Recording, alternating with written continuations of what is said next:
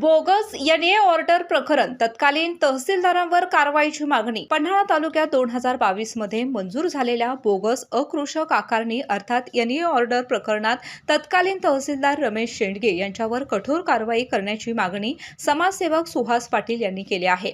NA मंजुरीसाठी आवश्यक असलेले 200 मीटर अंतराचे आणि रहिवासी झोनचे अनेक दाखले बोगस असल्याचं उघड झालं. या प्रकरणात तब्बल 109 एनए ऑर्डर रद्द करण्यात आले आहेत. यापैकी 15 ऑर्डर स्वतः रमेश शेंडके यांनी तर नंतरच्या तहसीलदार माधवी शिंदे यांनी 94 ऑर्डर रद्द केल्या. विशेष म्हणजे काही एनए प्रस्ताव अवघ्या 2 दिवसात मंजूर करण्यात आल्याने संशय अधिक गडद झाला आहे. या सर्व प्रकरणात कागदपत्रांची पडताळणी करण्याची जबाबदारी तत्कालीन तहसीलदारांची असतानाही त्यांनी पर्यवेक्षणात त्रुटी ठेवल्याचा अहवाल पन्हाळा प्रांत कार्यालयाने वरिष्ठांकडे पाठवला आहे. केवळ समज देण्याऐवजी रमेश शेंडके यांच्यावर कठोर कारवाई व्हावी अशी मागणी आता समाजसेवक सुहास पाटील यांनी केली आहे.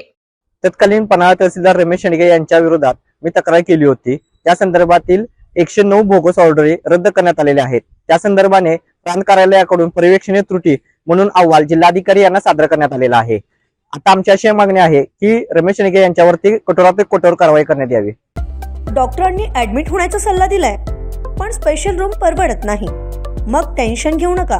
सूर्य हॉस्पिटलने प्रथमच अगदी कमी किमतीत सर्व सोयींयुक्त आणि रुग्णांची गरज लक्षात घेऊन बजेट फ्रेंडली रूम्स उपलब्ध केले आहेत. कॅशलेस सुविधांसह खिशाला परवडणाऱ्या किमतीत budget friendly economic special room. पत्ता कोंडावळ चौक, लक्ष्मीपुरी, कोल्हापूर. संपर्क 9822 63 54 69.